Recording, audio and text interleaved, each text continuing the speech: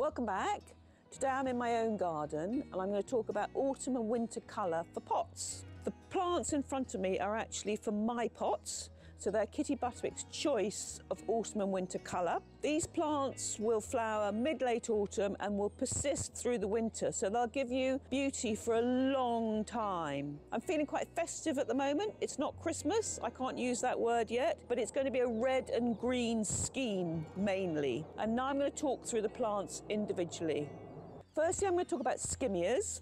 I love skimmias. They give a lot of colour at this time of year into winter. Really long display, fantastic. Now there are two forms, there's a male and female form. This is the male form, Skimmia japonica rubella, and skimmias need acid soil. So when I plant them in the pot, I'll use ericaceous compost. They also like a moist soil, moist but well drained, and they're good in shade, dappled shade, part shade, full shade, but I'm actually going to put them on a patio which is fairly sunny, but the light levels at this time of year are quite low, so they're not going to be blasted with sun, and I'll probably move them to a shady place in the summer. It has tight burgundy red buds at this time of year, which will go through the winter, and then in the spring it will flower. It'll have sort of pinky white flowers, very pretty in the spring and the autumn and the winter, and the flowers are quite big, quite conspicuous.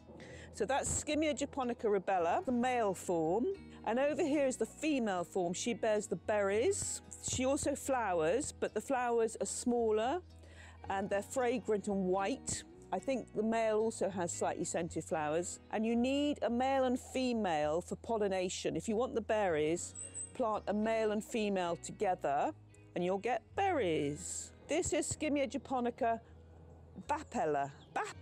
She is a new variety and the berries last for a long time on this particular cultivar. It's wonderful. So I love holly, but I don't have holly in my garden, and I love it at this time of year because of the berries. So this gives me a berry fix. That's Skimmia japonica bapella. Bella, I can't say it.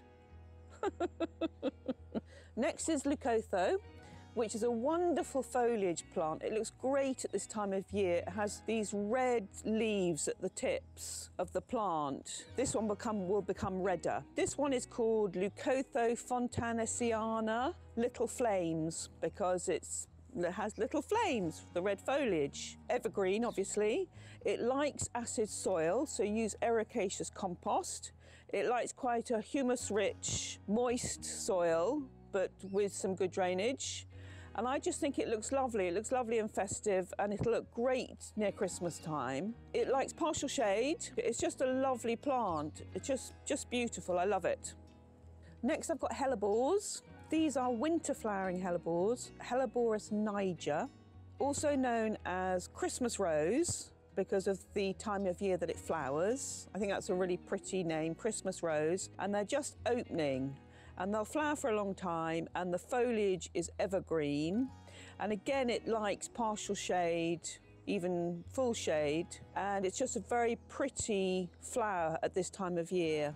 So that's Helleborus niger. Now cyclamen, red cyclamen. I have mentioned them before, I've used them before in a client's window box. Now, cyclamen really pack a punch colour-wise and flower-wise. They flower for ages and they just give you so much colour. I love cyclamen and I love the leaves as well. Now, this cyclamen is not frost hardy. So when the weather gets really cold and frosty, they will die off. It just depends what kind of winter we have. If we have a mild winter, they'll just carry on flowering into the spring. But they don't like being very cold and they don't like being very wet. Whereas the little cyclamen, the little natural wild cyclamen, are winter hardy, but these ones aren't. But they will flower a long time in the autumn, and as I say, if we have a mild winter or if you've got a sheltered spot on a windowsill outside, then they will carry on flowering. Lastly, ivy. This is trailing variegated ivy, green and white. I love it, I use it a lot. I think trailing ivy is brilliant in autumn and winter pots, just gives a nice burst of evergreen and just finishes off the pot with something trailing down the pot. So use trailing ivy. And that's my collection of plants. Now all these plants I think are going to look great when they're covered in frost or snow, so I may show you pictures of that later, and I will plant up this little collection at a later date and you'll see them in the pots when I've finished. So there you go, please like and subscribe and I'll see you in the next video.